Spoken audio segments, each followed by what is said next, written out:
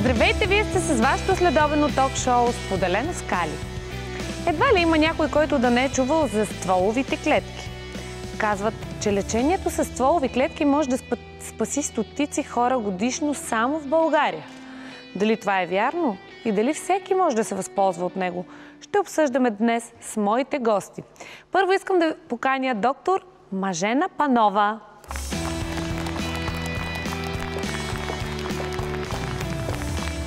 Здравейте, доктор Панова. Здравейте, много ми приятно. На мен също, заповядайте. Много интересно име имате. Правилно ли поставих отделението? Правилно поставихте. Защото може пък да... А какво означава? Мажена означава мечта, преведено на български език. Откъде идва?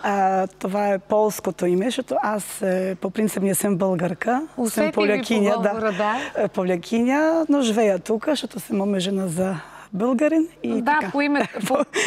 По фамилията вече се разбра, да. Мажена. А в България, ако кажеш мажена, значи, че омъжена. Да, омъжена. И много пъти така, някой, който не ми знае име, казва мажена. Мажена и объркат ме. Кажи, че съм мажена, съм мечта. Мечта, да. Много хубаво, не знаех, че това означава мечта на полски, но не е необходимо. Така, поканили сме ви днес да си говорим за стволовите клетки. От колко време в света, имате ли така информация, предполагам, че имате, може да споделите с нас, е популярно и още е станало ясно, че стволовите клетки могат да помагат в борбата срещу много сериозни заболявания? Значи, общо взето, тази наука като развитие тръгва още от средата на миналия век, от някъде 1960 година. Разбира се, като държава, в която започва цялото проучване, е Америка и Канада.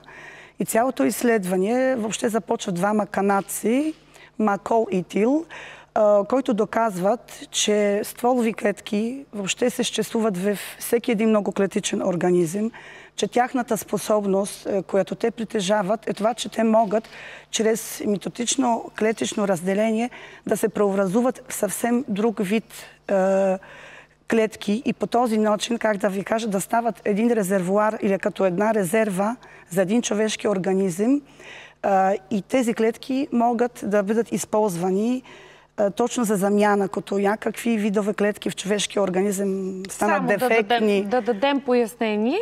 Значи, когато човек е болен, болните клетки изяждат здравите клетки, намалява броя на здравите клетки и той за това стига до фатален край по някаква болест. Идеята на стволовите клетки е да се вкарат в организма. Да се заместят, за да може да се излекува. Кое да заместим? Да заместим болните клетки. Да, точно така. Болните клетки могат да бъдат отстранени от организма. Да, отстранени, но те не се отстраняват по този начин, както казвате, да го отстраниме.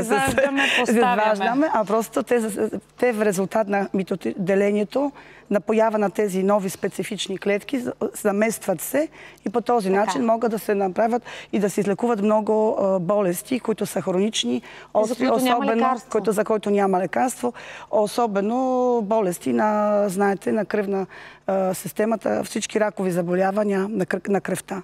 Общо взето в тази част най-много се ползва използване на стволовите клетки. Добре, това значи тръгва от 60-те години на миналия век от Америка и Канада. А кога става практика в Европа? В Европа първи стволови клетки се изличат 1970 година.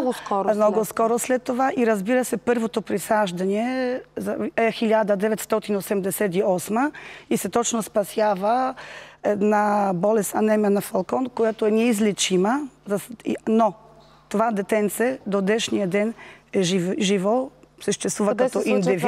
Това се случва в Англия. В Англия? Да, да. Добре, и сега вече стигаме и до България. Кога става метода популярен в България?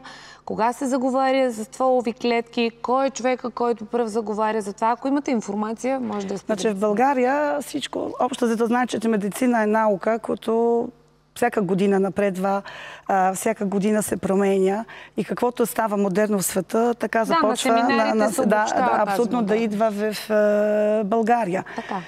Ние самите лекари започваме да разбираме, когато започват на територия на България, появяват се точно банки, които са лицензирани, акредитирани, цялата разработена една институция, която има начин на взимане, има екипи, които взимат тези стволови клетки, начин на съхранение, на транспортиране и вече на обработка на този материал, който взимаме.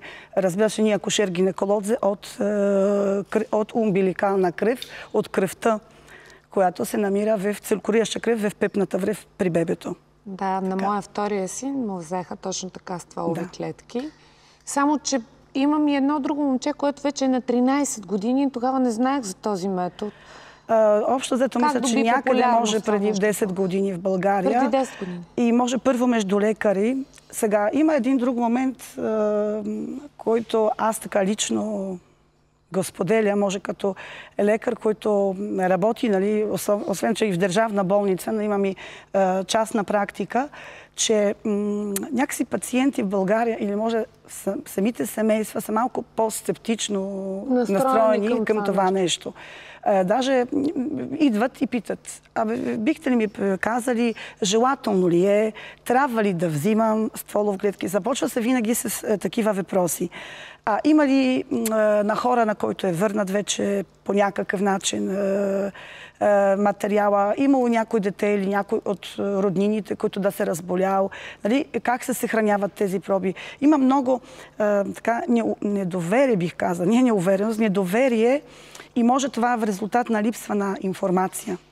Да, за това сме се събрали днес да говорим, за това ние ще говорим много обширно за стволовите клетки, как се взимат, как се съхраняват, колко е времето, за което се съхраняват, до кога могат да бъдат полезни, могат ли роднини с същата кръвна група, която е човека, от който са взети стволовите клетки, да ползват стволовите клетки. Горе-долу каква е цената, без да назоваваме цифри, по отношение на това колко пари ще отидат, ако случайно, не дай си Боже, се разболее човека от нелечима болест. Адекватно ли са измерима ли е цената, която плащаме за... Аз знам, че това не са много пари. Не са много пари. Не са много пари предвид това, че спасяват човешки живот. Точно така. Ако се наложи. Но българин сякаш е настроен по-скоро скептично и си казва, на мен няма да ми се случи. Точно това. Много пъти казват, има и обратно. Да кажат да ни пази Господ или обратно, да ни предизвикам съдбата. Много пъти аз вземам такъв отговор. Сериозно ли? Защото да знаете, че ако вземам тези стволови клетки, да не взема детето или някой близък да ми се разболее. Има и тази теза, която е доста странна. Това е наудничево мислене, защото това е материал, който го изхвърляме в кофата. Доколкото знам, след раждане, плацентата. Плацента е един биопродукт, който в момента, в който ражда жената бебе, когато отдели се плацента, ние я изхвърляме. Защо да не ги съхраним тези клетки? Точно. Защо? Знаете, преди това много използваше се плацента, нали, в косметика за всички, за нас жени, нали, да ни получаваме бръчки, да ни устрояваме много бързо, нали, така нататък. Аз мисля, че това един от много най-важни може неща, че когато човек може от тази плацента да взима тази кръв, да се храни самата пепна връв, да се извлече оттам, да се извади всички тези стволови клетки, които могат после да помогнат, защо този материал трябва да се изхвърля. Но аз си казвам, най-вероятно в България като държава, частично свързани с финансите, основно бих казала, може като първо. Ама тези банки, които съхраняват стволовите клетки, те предлагат разсрочено плащане. Аз надявам се, че в предаване ще има представител, нали, който така ще говори вече по-подробно за банки, как функционират, какъв е начин. Знам, че аз общо взето, честно казвам, пращам пациенти към тези банки. Аз им давам при мен медицинска информация, насърчавам ги, за да могат, като раждат тяхно дете, да използват това нещо за в бъдеще. Казвам предимства медицински. Какво може. Не казвам най-добре човек да не ги използва никога през живота си. Но никой не знае. Както никой не знае, никога не може да знае точно така. Мога да споделя лично. Аз имам две деца. Едното в момента може да е вече на около 7-8 години момченце, момиченце някъде на около 5. И това са две. При едната жена това беше първо раждане, след доста дългогодишен стерилитет. Момченце беше пък второто детенце на жената. И за съжаление тези деца разболяват се от тези неприятни заболявания. Едното от левкемия, другото от Ходжкинов лимфом. И правейки всякакъв вид проби, се оказва, че стволови клетки от родители, от най-близки не са съвместими. И да знаете, че тези двете жените забременяха по още едно дете, точно само за да може да има възможност да се взема стволовите клетки от пъпната връв, за да могат в живот и здраве да помогнат в бъдеще на тези двете деца. Много са въпросите, които мога да ви задам. Ако пропусна някой, ще ви бъда благодарна, защото все пак аз не съм специалист сама да разкажете нещата, които са важни да се знаят. След рекламите ще разберем още за лечението с стволовите клетки. Сега останете с нас и TV7.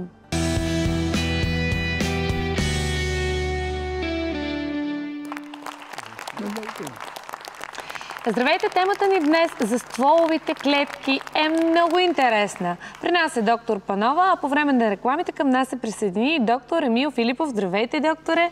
Всички бъдещи майки да вадят тефтерчета и химикалки да записват, защото сега ще получим много ценна информация за стволовите клетки. Няма да ви задавам въпроси, защото със сигурност въпросите, които ви задавам, ви отдалечават от същността на нещата.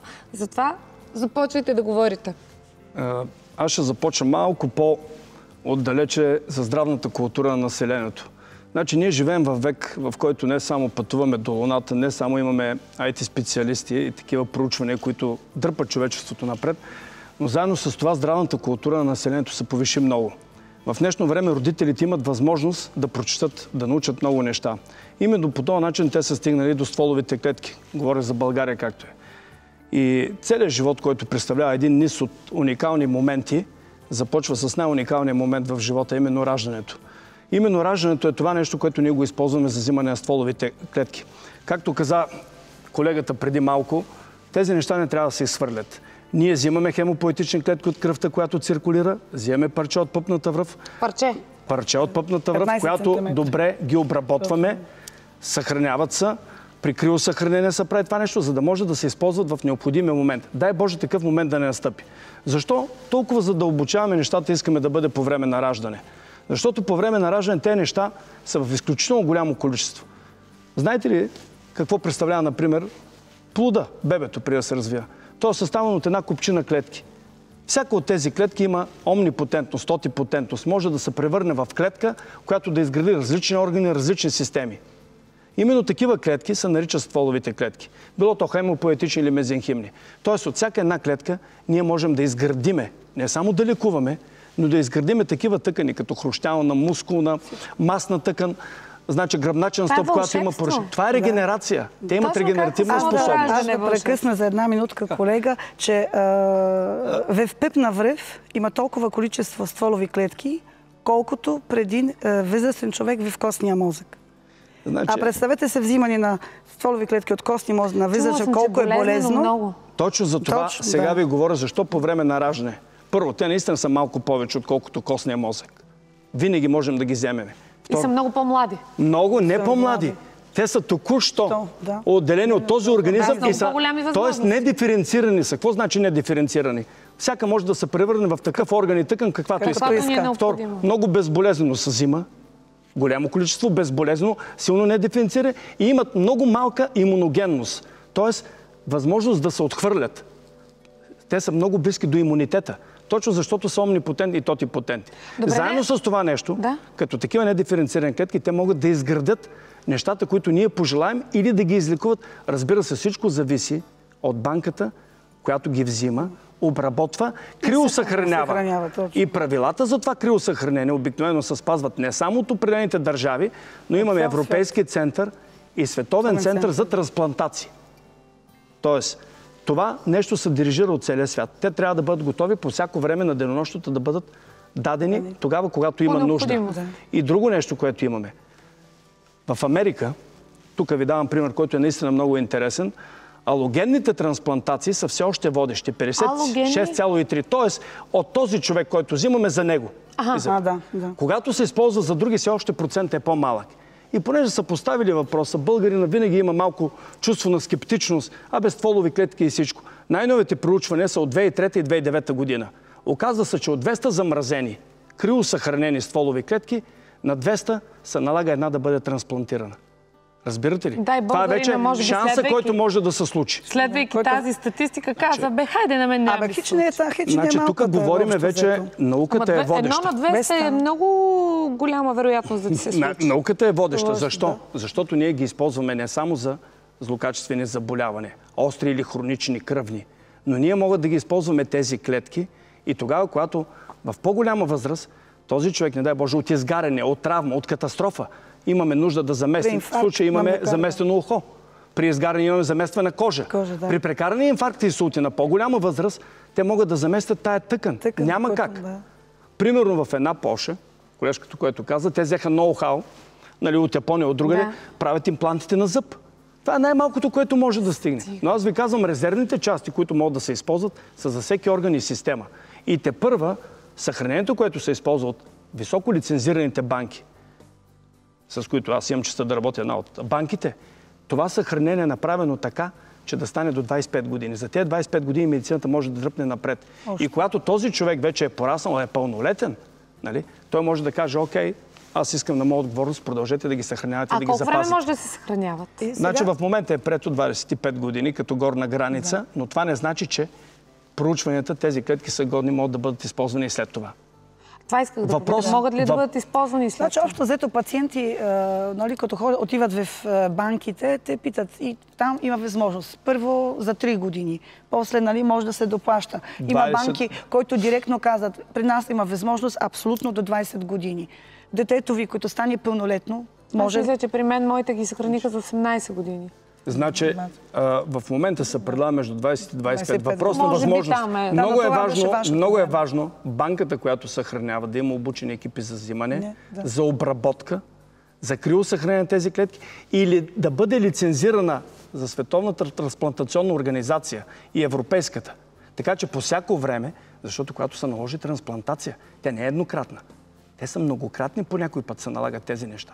Слушам ви и си мисля през цялото време на този диван тук седнаха много хора, които отидоха в чужбина, събираха средства за лечение и то на болести, които са страшни, наистина страшни.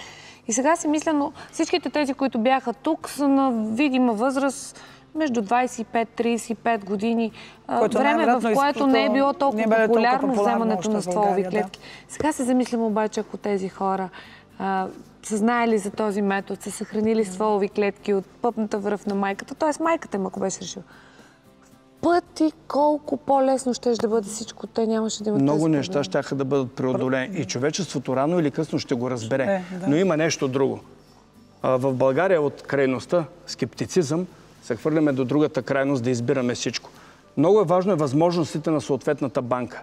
Нейните данни за сертифициране, нейните данни за възможности за съхранение, нейните данни за използване, ако се наложи. Защото не само за човека, който се ражда в момента, за неговите брати и сестри, за неговите родители, дори и за неговите деца. И в момента нещата вървят така, че тези клетки имат ниска имуногенност. Тоест, те могат да се направят в малки количества, дори там, където нямаме пълна съвместимост. Добрите банки имат и за ДНК проба за ДНК съвместимост. Независимо на кого, ако се прави трансплантация, да се направи такъв тест за съвместимост. Нещата трябва да бъдат пипнати. Науката си има своето место. Значи не е прима виста, което е. Затова това нещо все пак има хора, които работят по този въпрос. Е добре да бъде изследвано. Защо? Защото границата е много тънка между възможността да помогнеш и това да злоупотребяваш. Така че нещата би било редно и по интернет, и по информациите, които в момента правим, както е вашето предание, което е добре за здравната култура на цялото население на България. Искрено се надявам. И лекарите да бъдат питани. То преди всичко акушер, гинеколози, хора, които се занимават с това нещо. Този един момент, раждането, дали една жена ще има едно раждане или две, тя подсигурява своите деца. Той не може да се върне. Защото после, ако ние сме изпуснали този момент, имаме възможност да вземем от пулпа на зъб, това също. Което трябва да бъде 5, 7, 7, 9 години се смята, да бъде обработено, да бъде добре. Говорим вече за тези зъби, които се сменят. Млечно зъбче от неговата пулпа. Можем да взимаме от костен мозък, главно от гръден кош, но там е по-болезнено. Клетките вече са повече увредени, малко или много са подложени на външни условия. Те не са така недиференцирани. Значи те са напреднали в своето развитие. Не може да ги превърнем със сигурност във всичко, Както тези стволови клетки, които ги взимаме в момента на раждане, безболезнено, Родените без да го сега. хвърляме то. Природата ни го дава. Аз искам да питам. Имам си вече няколко въпроса в разговор се появих. Да. В кой момент се отнемат? В момента, в който се отрязва пъпната връв на детето и след това се отнемат? Или трябва още да е вързана майката с детето? Не, първо детето значи са циркулиращата кръв е голяма. Да. Това е направено с такава цел. Големите банки, тези с добро име, правят така, че да бъде безболезнено. Без рискове за майката и за плода и без емоции. Взима се, прирязва се пъпната връв и бебо се дава да се обработва. Доктор Филипов, тя може да даде въпрос, защото и пациентки задават в кабинета. Абе, като се ражда бебето, може да му се случи нещо на бебето, което вие взимате тези стволови клетки. Не. Значи, аз това веднага искам да кажа. Казах безболезнено, без никакъв проблем за майката и плода. Отрязва се. Абсолютно, това е първо изискване. Отрязва се, остава малко от парче от пъпна връв към пъпата на бебето. Оттам нататък, разбира се, акушерка си поема бебете. Оттам нататък вече екипа, който е приготвен, абсолютно, защото трябва да се отлепи плацента и да се взема тази циркулираща кръв от това нещо. Видях един екип, дойдоха с една голяма чанта, дадоха им нещо. Дадоха им нещо в някакъв съд и те си отидоха и си го обработиха. Нито за бебе е проблем, нито за майка, нито се изтегля нещо допълнително от майка. За да можем да бъдем сигурни, фирмите, големите компании и биобанки, които съхраняват стволови клетки, държат в момента на взимане на тези стволови клетки. Това е продукта. От циркулиращата кръв и от самата пъпна връв, която се обработва, се дава за съхранение, да се вземе и изследване за серология и вирусология от майката към момента. За да можем ние, когато получим потвърждение, че тази майка да бъде абсолютно здрава, както и продукта, т.е. нямаме никакви серологични заболявания, СПИН, Васерман, австралийски антиген изследваме. Значи за всички други неща, а същевременно добрите банки изследват вече и вирусология. При липсата на тези неща, ние казваме на майката, окей, всичко е наред. И тя получава готовия сертификат, който може да провери по всяко време, че нейните клетки са взети, обработени са и се съхраняват на сигурно место. Много хубаво. Благодаря ви, че сте тук, за да говорим за това и да ми отговорите на още много въпроси. Надявам се и нашите зрители да получават отговори и да обогатяват здравната си култура. Влагаме парите си в банката, но животът ни се съхранява в една друга банка. Фили Пеева, която работи в банка за съхранение на стволови клетки, ще ни разкаже повече.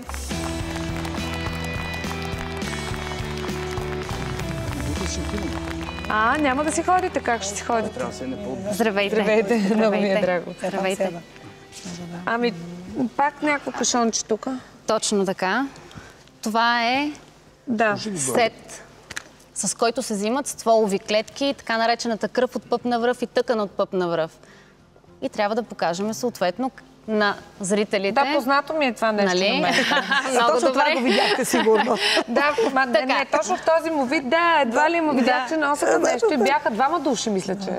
Значи задължително практиката на нашата банка е да има екип. Екип, Задължително. Значи докторите, ние работиме с всички болници, докторът, гинеколога се грижи за майката. Съответно да се роди бебето, да се предаде на неонатолога. Когато приключи раждането, както казаха и доктор Филипов и доктор Панова, тогава пъпната връв с отделената плацента се отделя на една стерилна масичка до родилката и се извършва процедурата. Тоест никаква опасност за бебето и за родилката да не съществува или ако възникне нещо по медицински фактори, съответно доктор, който води раждането, казва да не се. Ама няма как. Наистина трябва да си много глупав, за да разбереш, че това няма как ти навреди. Всички знаем какво е пъпна връв, всички, които сме раждали. Няма как да тя се прерязва така или иначе. Запознаването на жената, която ще роди, с възможността за взимане на пъпната връв, предимствата трябва да стане преди това. Обяснено от лекаря, който води. Той, който дава информация. Аз за това и... Само, че знаете ли българина? И трябва да имаме нейното съгласие. Каква е народопсихологията? Да. Тук има... Пак се събраха банките, докторите, пак бизнес си правят, пак ще ни обират. Много е важно да се обясни нагледно. Значи ние може да кажем вече, когато се убеди една родилка, докторите, защото много е важно, когато избирате банка, банки има. Важно е да се знае сигурността на тази банка. Когато тя има акредитация и сертификати. Какво значи? Да не се пренебрегва това нещо. Защото една пълна акредитация и сертификат какво означава? Че законно може да се транспортира в и през страни, членки на Европа и страни, които споделят директивата за тъкани и органи, т.е. вашият материал законно може да отиде до всяко едно лечебно заведение, до всеки един трансплантационен център и законно може да бъде приет като материал за инжектиране. Това значи, че вашият материал трябва да сте сигурни в съответните лицензии и акредитации, че ще се ползва както за детето, така и за членове на семейството или така наречената автоложна и алогенна фамилна трансплантация. Тоест, съхранявайки, както вие сте направили, аз съм направила за моето дете, аз съм сигурна, че не дай си Боже, ако ми се наложи, пробата ми ще бъде приета. Защото това е важно. Не е важно да избереме някъде нещо да имаме съхранено. Важно е да знаем дали то ще влезне в употреба. А за да сме сигурни, трябва да има едно обширно проучване на всеки един родител, бъдещо семейство. Защото, нека да си ги говорим нещата, те и докторите знаят, има много разлика между съхранение и съхранение, обработка и обработка, начин на изпращане. Важно е банката да може да осигури приемане на пробата, връщане на пробата и това да влиза в цената. Защото вие решавате, срока е примерно 20 или 25 години. Съответно, вие знаете, че се плащате една сума, тази сума е за този период и ви влиза абсолютно всичко. Без доплащане за всяка година, което почтенните и големите банки в света го правят. Така го правят. Значи, много е важно финансовата стабилност на една банка. Ние съответно работим в 52 държави. 52 държави ние работиме и взимаме материал. Нали, сега ми разкажете самия процес как протича. Така, ето това е системата, с която се взима кръвта от пъпната връв. И се пълни постъпва тук. Точно така. Иглите са с голям диаметър, за да може да има максимизиране на съответното събрано количество. Тоест да се вземе максимално кръв от пъпната връв и от плацентата. Това нещо обаче не си представите, че са стволовите клетки. Това е кръв от пъпна връв. Това е материал, който подлежи на обработка. На обработка, за да се изолират стволовите клетки. Да се извлекат и да се... Точно така. Какво представляват? Извлечени сетове, готови. Само да добавим. Значи 150 мл кръв може да събере тази турбичка. Може и да са по-малко. И се поставят тук. Това е като ходилна чанта. Всяко семейство взима един такъв сет при подписване на договор. Това става преди раждането, разбира се. Съответно, защо се взима този сет? Политиката на нашата фирма каква е? Този сет има номер. Баркод. Всяка една част от него е с този номер. Това е както в магазина. Има четец. Ако не отговори, не е вашия. С тази проба се декларира и в Изпълнителна агенция по трансплантация към Министерството на здравеопазването и в банката ни, която представлявам. Съответно, всяка една част има този номер и това е вашата проба и се знае, че тя се чака. Така, взима се и си влиза родилката с този сет в болницата. Така. Съответно, когато стане въпроса вече, бебето се е родило, нашият екип идва и взима този сет. Какво е съдържанието? Може малко да се пошегувам. В едната ръка нося това, в другата има наливно вино в такива работи. За екипа, да пинем, за успешното раждане. То след раждането. Сега да се внимава, че с дрегери. Да, с пелените за еднократна употреба. Така, сега, как се транспортира това нещо и какво представлява? Винаги трябва да се гарантира транспортирането, защото това е материал, който изисква специални температурни условия. Това е биологичен материал. Не само хемопоетични клетки, не само кръв. Това е материал, който е биологичен. И по цял свят се транспортира под определена категория, така наречената категория Б. Това не е обикновена категория, защото не се излага материала на рентгени, на скенери, на специално място в превозното средство. За по-голяма сигурност обаче, всеки един сет какво има?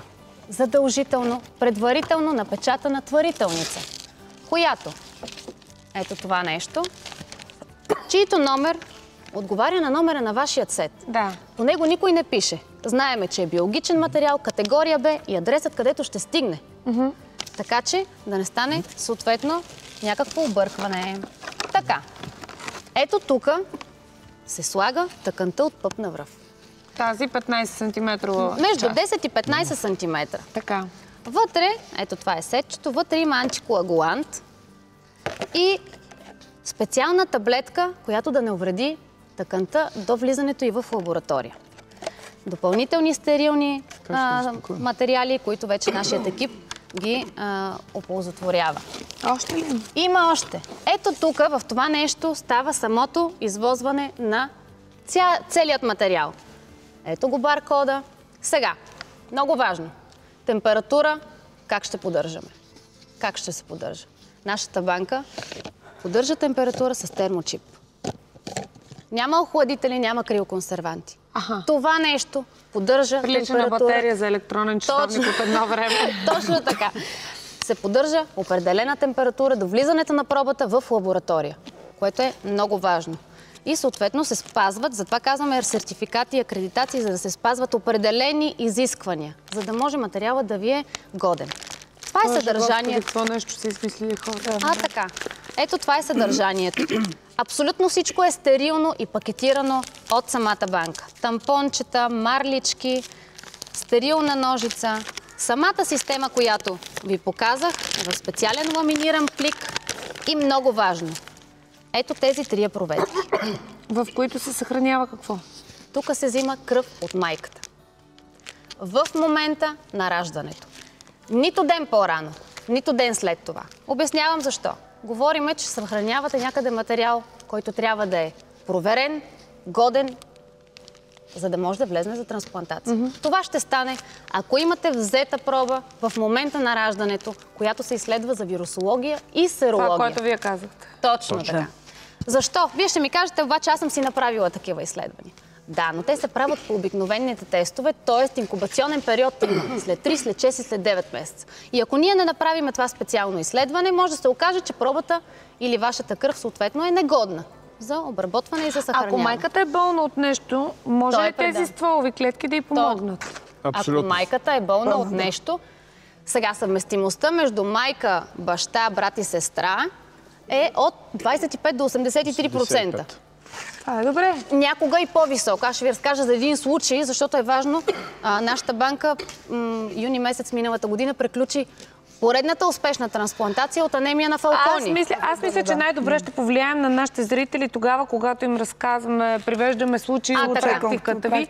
Защото това е така една доста сериозна техническа част, която ти и хора като теб и хора с медицинско образование биха могли хубаво да разберат, обаче не сещаш, че една обикновена домакиня, която е завършила примерно дизайн, тези неща не са и толкова важни. Окей, ти ми говориш за някаква стерилност, аз може да си мисля, да, като излезеш, аз къде знам какво прави с това нещо, нали сещаш? Затова говориме, че трябва да има специализиран екип, сертифициран и обучен, нали? За да не си мислим. Аз имам много всеки може по всяко време. Надявам се, че и нашите зрители, но сега е време за рекламите, както винаги. Искам само да добавя нещо. Добавете и пускаме рекламите в тези. Медицината ще дойде време, ще има 2 основни направления.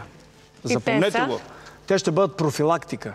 Да профилираме, да предпазваме дадено заболяване. Превенция на всичко. Така. И ако, въпреки профилактиката, или с нея, или без нея, настъпи заболяване, да трансплантираме. Да сменим болния орган или система. След рекламите ще ви запозная с една жена, която е съхранила стволови клетки. Сега останете с нас и TV7.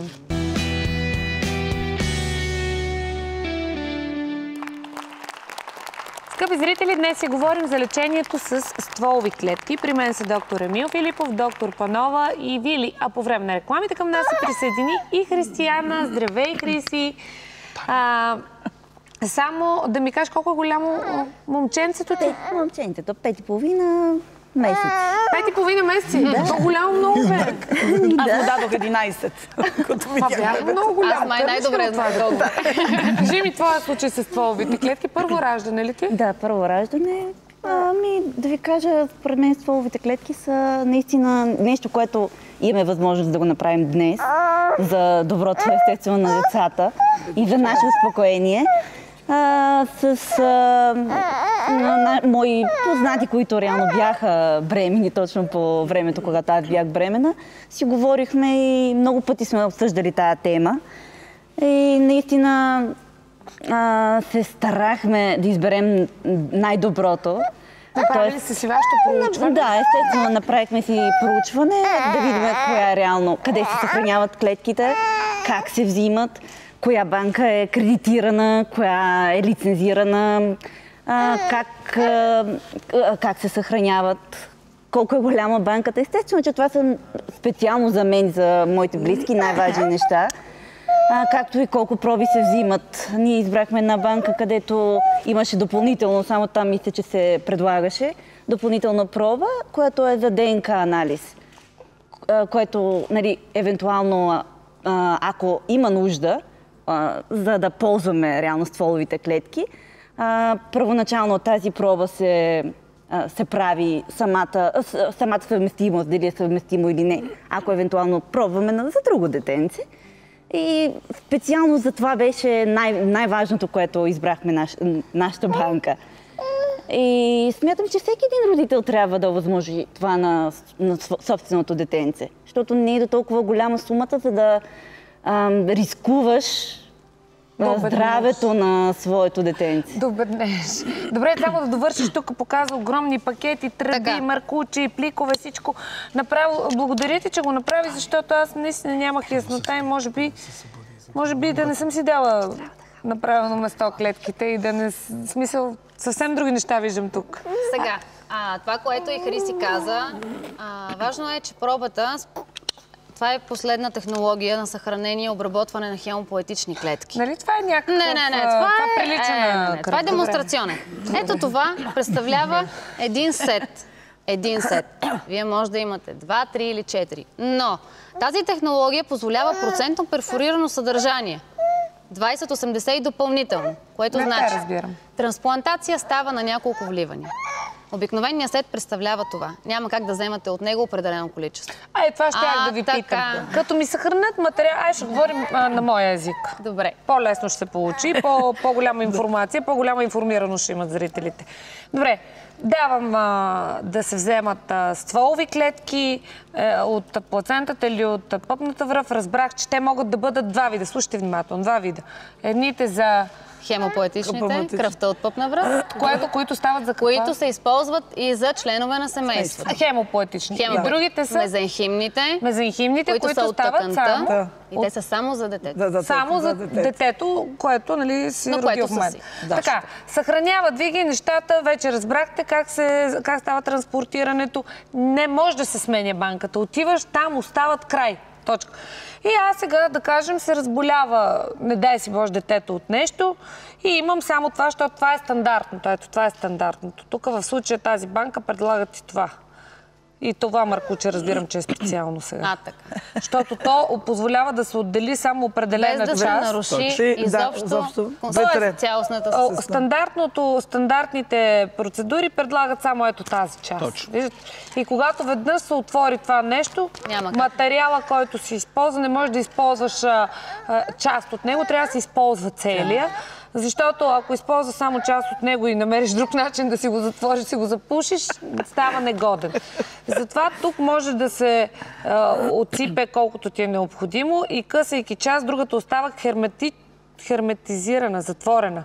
Херметически и не се нарушава целостта на материал, който може да ви бъде от полза. И ето тук и тази част също може да бъде само отделена. Точно така. Сега, още една допълнителна проба. Това, което Хриси каза за ДНК анализ. Значи, когато се използва за член на семейството, за братчето или за майката и бащата, винаги трябва да имаме ДНК анализ за съвместимост. Ако го направите от хемопоетичните клетки, вие губите. Губите, разбира се, да. Добре, за колко, понеже остава 2 минути до края, аз имам най-важни въпрос. За колко може да стигне, примерно, ако съм болна от левкемия? Това никой не може да го каже. То си в процес на лечение се преценява. За многократни вливания може, но колко ще бъдат те, зависи от лекарите, които провеждат лечението. И това е предимството на този начин на съхранение, защото на този начин на съхранение на тази банка. Иначе се обезмисля съхраняването. Абсолютно. Така, друго. И когато се вземе и остане нещо, един момент, то може веднага с куриер се връща и продължава да се съхранява. Ето сега разбрах, че мога и от двете си, ако примерно за едното ми дете е взето проба, която да става за всички членове на семейството, сега мога от млечните му зъбчета, тъй като той е на 4, да извадят пробичка, ДНК, стволови клетки, лично за него да си му трябват. Друго. Може ли човек да иска да му се направят повече такива пликчета? Няма как да стане. Добре. Колкото има, толкова. Не, това е въпрос. Може ли, ако, примерно, аз съм сина ми жив и здрав да е случи се нещо с него, знаете, хора умират всеки ден. Аз съм от хората, които не казват, на мен не може да ми се случи. Аз съм подготвена за всичко. Ако това е неговото, пък него го няма вече, може ли да го даря? Можете. Докато навърши пълнолетие, вие сте попечител върху него и върху пробата му. Като стане вече пълнолетен, както са си законовите неща навсякъде, нали, се прехвърля, но докато е пълнолетен, вие се разпореждате. Дори без да му се случва нищо, примерно, да кажем, искам дарявам на някой, който е... Стига да има съвместимост. За да бъде използвано по направление. Както при трансплантацията на органи се търси съвместимост. Само, че трансплантацията на орган изисква друг човек да го няма или да му се наруши тези вече органи са големи, те са пострадали или болни и тогава се замества с цял орган. А има ли практика, примерно, вместо това е отпадъчен материал или трябва родилката да си каже, има ли банки, които да предлагат, примерно, дайте, ние си вземем стволови клетки, щом вие не ги искате и ние ще ги използваме за лечение? Това е законно. Значи в България съществува задължително информирано съгласие. Или ще искате за себе си, или ще декларирате, че искате да ги дарите на публична банка. Има държава в Европа, в Франция... Тоест, благотворителността се изразява по този начин. Съгласие.